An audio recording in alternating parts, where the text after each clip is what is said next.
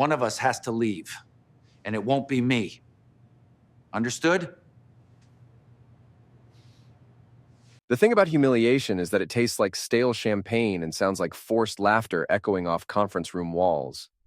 I should know, I was drowning in both at Travis Corp's annual Christmas party, watching my wife Lydia fawn over her golden child sister Rachel, like she'd just cured cancer instead of getting another undeserved promotion. "Max, you're not mingling," Lydia hissed through her practice smile, the one she reserved for company functions and lying to my face. Her red dress clung to her like a second skin, and I couldn't help but notice how Jonas Maddox's eyes kept drifting over her curves. Jonas, my former best friend, now the company's hotshot sales director. The irony wasn't lost on me. "I'm observing," I replied, nursing my third beer and watching the corporate theater unfold. It's fascinating how predictable this all is. The conference room had been transformed into a winter wonderland, complete with fake snow and twinkling lights that probably cost more than my annual bonus, which, knowing my father-in-law Rick Travis, wasn't saying much. "Ladies and gentlemen," Rick's voice boomed across the room, commanding attention like the corporate dictator he'd always been. "Time for our annual recognition ceremony." Here we go, I thought, settling back against the wall. The Travis family Christmas tradition of making everyone else feel like garbage while they celebrated their own mediocrity. First up, my daughter Rachel, who single-handedly landed the Morrison account this quarter. Rick beamed with paternal pride that he'd never once shown me in 15 years of marriage to his other daughter. The crowd applauded as Rachel glided forward in her designer dress, blonde hair perfect, smile radiant. Everything Lydia had always wanted to be, but never quite achieved. "Rachel, as a token of our appreciation," Rick pulled out a set of keys, dangling them like a carrot. A brand new BMW X5, fully loaded. The room erupted in cheers and congratulations. Rachel squealed with delight, hugging her father while cameras flashed. I watched Lydia's face carefully, the flash of jealousy quickly masked by sisterly pride. She'd perfected that expression over the years. "And," Rick continued, "effective immediately, Rachel will be taking over the corner office on the 5th floor as our new vice president of client relations." More applause, more cameras, more of the same nepotistic BS that had defined my career at this company. Jonas stepped forward, raising his glass. "To Rachel, the most deserving person I know." His eyes found mine across the room, and his smile turned predatory. Some people earn their success through hard work and talent. The implication hung in the air like smoke. I felt every pair of eyes in the room glance my way, the husband who'd married into the family business and never quite measured up.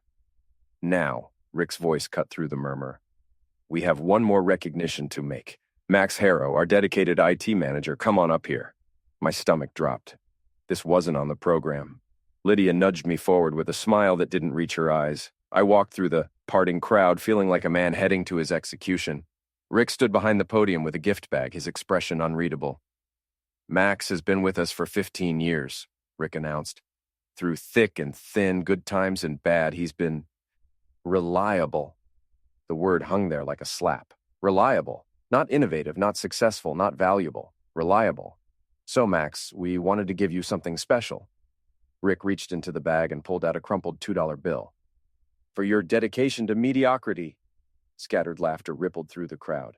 My face burned as Rick reached into the bag again, this time producing a t-shirt. He shook it out for everyone to see. "World's okayest employee," in bold letters. The laughter grew louder. I stood there, frozen, as my colleagues, people I'd helped, worked with, considered friends, joined in the humiliation. Jonas stepped up to the microphone. "Actually, I have something to add." He pulled out his phone, grinning.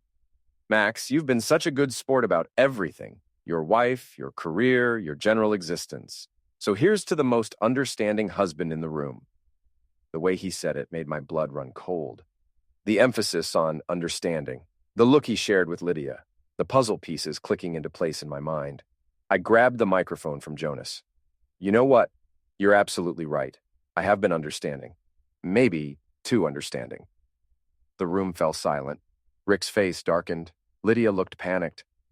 "I've understood a lot of things lately, like why my wife's been working so many late nights, why her phone is always face down, why certain people," I looked directly at Jonas, "have been so interested in my marriage."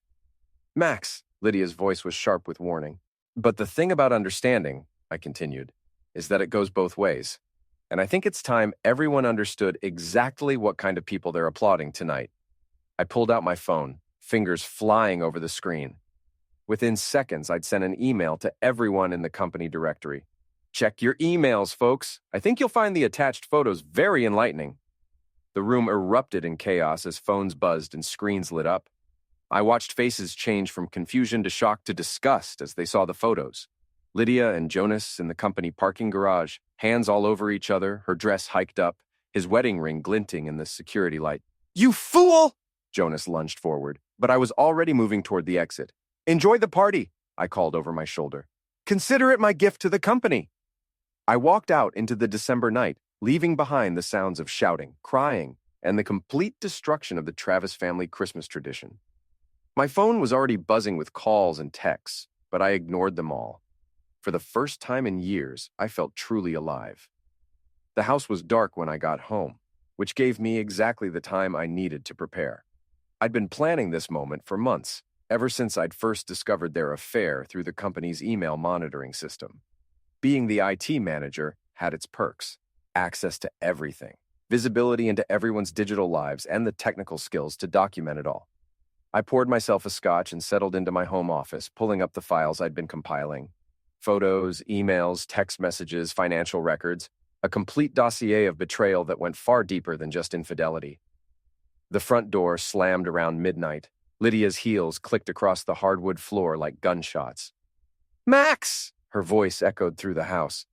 "Max, where are you?" I didn't answer. Let her come to me. She found me in the office, sitting calmly behind my desk like I was conducting a business meeting. Her makeup was smeared, her perfect hair disheveled. The red dress that had looked so stunning earlier now seemed cheap and desperate. "What the hell did you do?" she screamed, slamming her purse down on my desk. "I shared some photos with our colleagues," I replied, taking another sip of scotch. "Team building exercise. You destroyed everything. My career, my reputation, my family." "Your family?" I laughed, the sound bitter in the quiet room. "Lydia, you destroyed your family the moment you decided to screw my best friend in a parking garage?" She flinched like I'd slapped her. It didn't mean anything. It was just what? A mistake? A moment of weakness?" I opened my laptop and turned it toward her. "Because I have about 6 months of moments of weakness documented here." Her face went white as she saw the screen. A timeline of her affair, complete with photos, emails, and hotel receipts. Everything organized with the methodical precision that had made me good at my job and terrible at trusting my wife. "You've been spying on me," she whispered. "I've been doing my job. Company email monitoring, remember? It's in everyone's contract. Though I have to say, using the corporate credit card for your romantic getaways was particularly stupid." Lydia sank into the chair across from me, her anger deflating into something that looked almost like relief. "How long have you known?" 6 months, 2 weeks, and 3 days, since the first time you told me you were working late on the Henderson proposal, and I tracked your phone to the Marriott downtown. Why didn't you say anything?" I leaned back in my chair, studying her face. Even now, disheveled and caught, she was beautiful. It made what I had to do next easier and harder at the same time. Because I wanted to make sure I had everything. Every lie, every betrayal, every stolen moment. I wanted the complete picture before I decided what to do about it. "And what are you going to do?" I smiled, and I could see her shiver at the coldness in it. "I'm going to destroy all of you, systematically, completely, and very publicly." Her phone buzzed on the desk. She glanced at it and winced. "Jonas is calling." "Answer it," I said. "Put it on speaker." "Max, I can't." "Answer the damn phone, Lydia." Her hands shook as she swiped to accept the call and hit the speaker button. "Lydia, thank God. Are you okay? That psychotic husband of yours just—" "I'm here, Jonas," I interrupted. "And I can hear you just fine." Silence on the other end. Then, "You son of a witch. You have no idea what you've done." "Actually, I have a very clear idea. I've exposed 2 cheating pieces of crap for what they are. How's your wife taking the news?" She's filing for divorce. She took the kids to her mother's." "Good for her. She deserves better than a lying, cheating scumbag." "This isn't over, Max. You think you're so smart, but you have no idea who you're screwing with." I laughed. "Jonas, I've been screwing with you for months. I know exactly who you are. A mediocre salesman with a Napoleon complex and a wandering pecker. But here's what you don't know. I have 6 months of your company credit card receipts, your falsified expense reports, and documentation of at least 12 violations of company policy. The line went quiet. Still there, buddy? Because I'm just getting started. See, while you two were playing house, I was doing what I do best, gathering data. And the data shows some very interesting patterns, like how you've been padding your sales numbers, claiming credit for deals that other people closed, and embezzling company funds through fake client entertainment expenses. You can't prove any of that. Actually, I can. I have receipts, Jonas, literal receipts and emails and recorded phone calls, thanks to the company's call monitoring system that you apparently forgot about. Lydia was staring at me like she'd never seen me before. Max, what are you talking about? Your boyfriend has been stealing from your father's company, sweetheart. About $50,000 over the past year by my calculations, which coincidentally is about what he's spent on hotels, dinners, and gifts for you. The phone clattered to the floor as Lydia's hands went to her mouth. Oh my God. Jonas? You still there? I picked up the phone. Because I think we need to have a conversation, man to man. Go to hell, Max. I'll see you there, but you're going first. I hung up and looked at Lydia, who was crying now, mascara streaming down her cheeks. This is insane, she whispered. You're insane. No, Lydia, I'm thorough, and I'm just getting started. The next morning brought chaos that even I hadn't fully anticipated. My phone started ringing at 6 a.m., reporters, colleagues, friends, and enemies all wanting to know what the hell had happened at the Christmas party. I let them all go to voicemail while I prepared for the day ahead. Lydia had slept in the guest room, if she'd slept at all. I could hear her pacing, making hushed phone calls, probably trying to do damage control. Too little, too late. I dressed carefully, my best suit, the one I'd worn to our wedding. The irony felt appropriate. The Travis Corp offices were buzzing when I arrived. Conversations stopped as I walked through the lobby, replaced by whispers and stares. I nodded politely to everyone, playing the role of the wronged husband with dignity intact. My assistant, Karen, was waiting by my office door with coffee and a stack of message slips. She'd been with the company for 20 years and had seen every scandal, but her eyes were wide with something between shock and admiration. Mr. Harrow, she said quietly, Mr. Travis wants to see you in his office. Immediately. I'm sure he does. Tell him I'll be up in an hour. I have some emails to send first. Karen hesitated. He said immediately, sir. And I said an hour. Rick Travis can wait. He's had 15 years to treat me with respect. Another hour won't kill him. I closed my office door and got to work. The emails I'd prepared the night before went out in carefully timed waves, first to the board of directors, documenting Jonas's financial irregularities and policy violations, then to the company's major clients, professional but pointed messages about ensuring their accounts were being handled ethically. Finally, to the local business journal, with a complete breakdown of the nepotism and corruption that had defined Travis Corp's management structure for years. Each email was factual, documented, and legally bulletproof. I'd learned a lot about corporate law in the past 6 months. My phone rang constantly, but I ignored it. Let them sweat. At exactly 10 a.m., I walked up to Rick Travis's corner office. His secretary, Mrs. Henderson, looked like she'd aged 10 years overnight. Go right in, Mr. Harrow. He's waiting. Rick was standing behind his desk, his face purple with rage. Jonas sat in one of the chairs, looking like he hadn't slept. Both men turned as I entered. You son of a witch, Rick snarled. What do you think you're doing? Good morning to you too, Rick. Jonas? I took the empty chair, crossing my legs casually. Beautiful day, isn't it? Don't play games with me, Max. You've humiliated my family, destroyed my daughter's reputation, and now you're spreading lies about my company. Lies? I pulled out a folder and set it on his desk. Everything in there is documented fact, financial records, email trails, witness statements. Your golden boy here has been stealing from you for over a year. Jonas jumped up. That's BS, and you know it. Sit down, Jonas. My voice was quiet, but carried enough menace to stop him cold. The adults are talking. Rick opened the folder, his face growing paler with each page. Bank records, credit card statements, falsified expense reports, all of it meticulously organized and cross-referenced. This doesn't prove anything, Rick said finally, but his voice lacked conviction. It proves that Jonas has been embezzling company funds to finance his affair with your daughter. It proves that he's been falsifying sales reports and claiming credit for other people's work. And it proves that you've been so busy playing favorites that you missed a thief operating right under your nose. Even if this is true, it is true. And the board knows it now. So does the Business Journal, the State Attorney General's office, and about half of your client base. The color drained from Rick's face. You contacted clients. You called the Attorney General. I documented a pattern of corporate fraud and reported it to the appropriate authorities.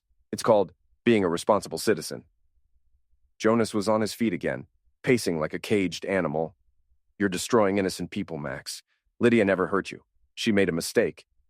Innocent? I laughed, the sound sharp in the quiet office. Jonas, you screwed my wife for 6 months while stealing from her father's company. In what universe does that make either of you innocent? It wasn't supposed to happen like this, Jonas said, running his hands through his hair. Things got complicated. No, Jonas, things got simple. You wanted my wife, you took her. You wanted money, you stole it. You wanted respect, you faked it. But you forgot one crucial detail. What's that? I stood up, straightening my tie. You forgot that I'm the guy who sees everything. Every email, every phone call, every digital footprint in this company goes through systems that I control. You might have fooled Rick, you might have fooled Lydia, but you never fooled me. Rick slammed his hand on the desk. What do you want, Max? Money? A promotion? What's it going to take to make this go away? Nothing, I said simply. This isn't going away. This is just getting started. I walked toward the door, then paused. Oh, and Rick, you might want to check your daughter Rachel's expense accounts too. Turns out financial irregularity runs in the family. The silence behind me was deafening as I walked out. By Thursday, the situation had escalated beyond anything I'd imagined. The state investigation had moved quickly. Apparently, corporate fraud involving a family business made for good headlines and easy prosecutions. Jonas had been suspended pending investigation. Lydia had been placed on administrative leave, and Rachel was scrambling to explain some very creative accounting in her client entertainment budget.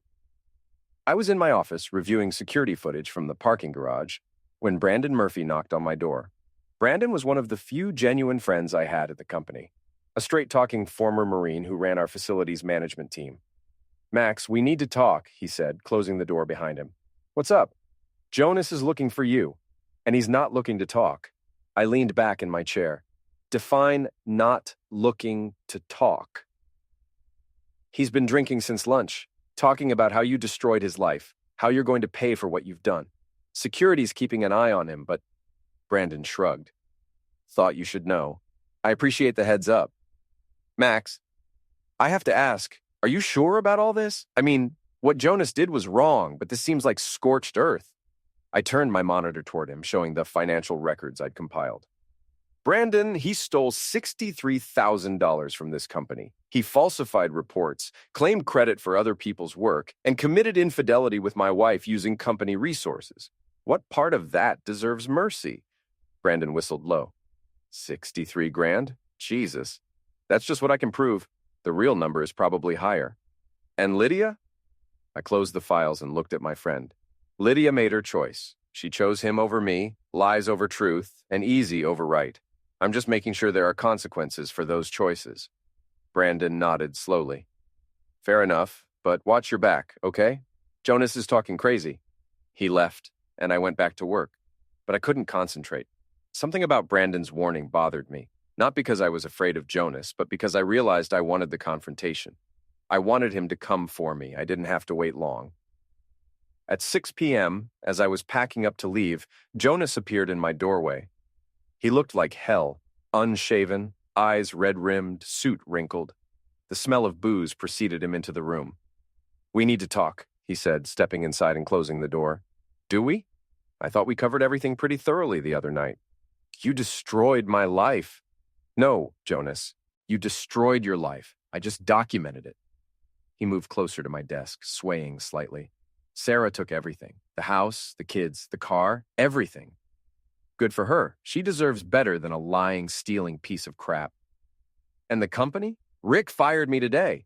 15 years with this company, and he fired me over some BS accounting irregularities. $63,000 isn't BS, Jonas. It's felony embezzlement.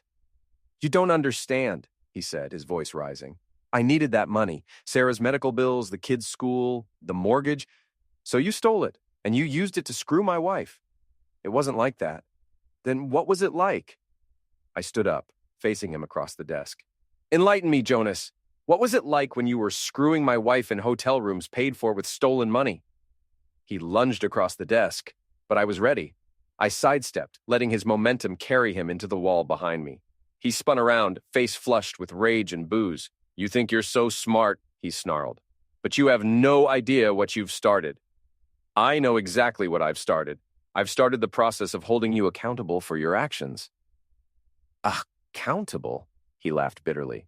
You want to talk about accountability? Let's talk about how you drove Lydia into my arms. Excuse me? You think she came to me because she was bored? She came to me because you're a cold, calculating fool who treated her like a roommate instead of a wife.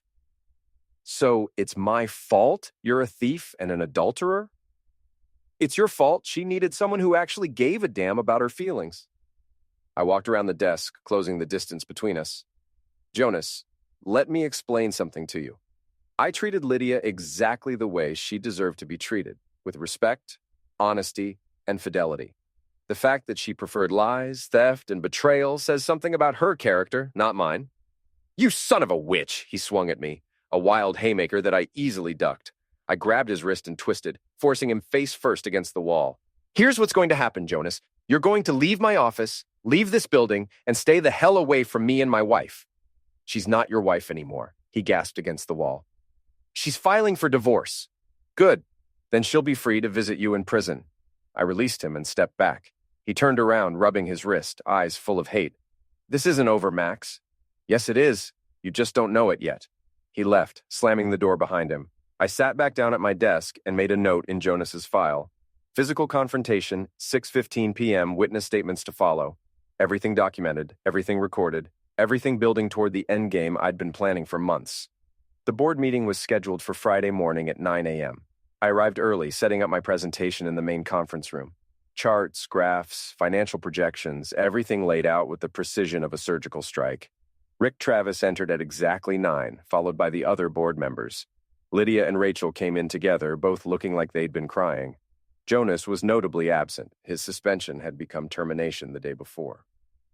Ladies and gentlemen, Rick began, we're here to address the serious allegations that have been raised against several members of our management team. I stood up. If I may, Rick, I'd like to present my findings to the board. Max, I don't think... Actually, interrupted board member Patricia Wells, I think we all need to hear what Max has discovered. The preliminary audit supports his allegations. Rick's face darkened, but he nodded. Go ahead. I clicked to my first slide, a timeline of financial irregularities dating back 18 months. Ladies and gentlemen, what you're looking at is a systematic pattern of fraud, embezzlement, and corporate malfeasance that has cost this company over $200,000. Gasps around the table. Even I was surprised by the final number. My investigation had uncovered far more than I'd initially suspected. Jonas Maddox alone accounts for $63,000 in direct embezzlement, but his falsified sales reports and inflated client entertainment expenses bring his total to nearly $90,000. I clicked to the next slide, showing Rachel's expense accounts. Rachel Travis has claimed over $40,000 in questionable expenses, including personal travel, clothing purchases, and entertainment costs that have no legitimate business purpose. Rachel started to speak, but Patricia Wells cut her off with a gesture. And finally, I clicked to the last slide, we have evidence of conspiracy to defraud, as several of these transactions were coordinated between multiple parties to avoid detection. The room was silent except for the hum of the air conditioning. Mr. Harrow, said board member James Chen, these are serious accusations. Do you have documentation to support all of this? I have bank records, credit card statements, email correspondence, phone logs, and witness statements. Everything has been provided to the State Attorney General's office and the FBI's white-collar crime division. Rick's face went gray. The FBI? Corporate fraud across state lines becomes a federal matter, Rick, especially when it involves falsified financial reports to potential investors. What investors? Patricia asked. I smiled. The Morrison Group, the deal that Rachel claimed credit for. They've been considering acquiring Travis Corp. Rachel's falsified sales numbers and hidden liabilities constitute securities fraud. The room erupted in chaos. Board members shouting questions. Rick trying to maintain control. Lydia and Rachel both crying. I stood quietly in the center of it all, watching my carefully constructed plan reach its climax. Patricia Wells banged her gavel for order. "Mr. Travis, I'm calling for an immediate vote of no confidence in current management. All in favor?" 7 hands went up. Only Rick abstained. Motion carried. Rick, you're suspended as CEO pending investigation. Rachel, you're terminated effective immediately. Lydia, given your personal involvement with Mr. Maddox, you're also terminated. "You can't do this," Rick sputtered. "This is my company." "Actually," I interjected, "it's a publicly traded corporation with a board of directors that has fiduciary responsibility to the shareholders, and those shareholders deserve better than a management team that treats the company treasury like their personal piggy bank." Patricia turned to me. "Mr. Harrow, given your role in uncovering this fraud, the board would like to offer you the position of interim CEO while we search for permanent leadership." The offer hung in the air like a gift I'd never expected. Rick's face went purple with rage. "Him? You want to put him in charge?" "He's the only member of management who isn't under federal investigation," James Chen pointed out, "and his 15 years of service speak to his integrity and dedication." I looked around the room, at Rick's fury, at Lydia's devastation, at Rachel's disbelief. Then I looked at Patricia Wells, who was waiting for my answer. "I accept," I said simply. The transformation was immediate. Security escorted Rick, Lydia, and Rachel from the building while I moved into the CEO's office, the same office where Rick had humiliated me just a week ago. By afternoon, the story had hit the local news. Travis Corp CEO ousted in fraud scandal. The photos showed Rick, Lydia, and Rachel leaving the building under police escort, while I stood at the podium announcing the company's commitment to ethical business practices. Jonas called me that evening, his voice slurred with booze and desperation. "You won," he said. "Are you happy now?" "I'm satisfied," I replied. "There's a difference.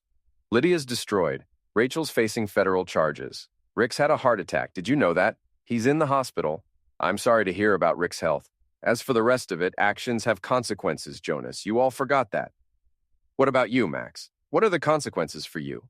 I looked around my new office, Rick's old office, with its panoramic view of the city. "I get to rebuild this company the right way. Without lies, without fraud, without betrayal.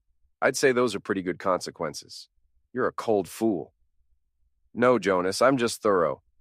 I hung up and poured myself a drink from Rick's private bar. Outside, the city lights twinkled like stars, and for the first time in months, I felt genuinely at peace. 6 months later, I stood in the same conference room where it had all begun. But everything had changed. Travis Corp had not only survived the scandal, but thrived under new leadership. Stock prices were up 30%. We'd landed 3 major new clients, and employee morale had never been higher. The Christmas party this year was different, smaller, more genuine, focused on actual achievements rather than nepotistic theater. I watched my employees celebrate real accomplishments earned through hard work and integrity. Brandon Murphy approached with 2 beers. "Hell of a year, boss." "That it was." "Any word on the trials?" I nodded. "Jonas pled guilty last week. 2 years federal prison, full restitution. Rachel's trial starts next month, but her lawyers are pushing for a plea deal.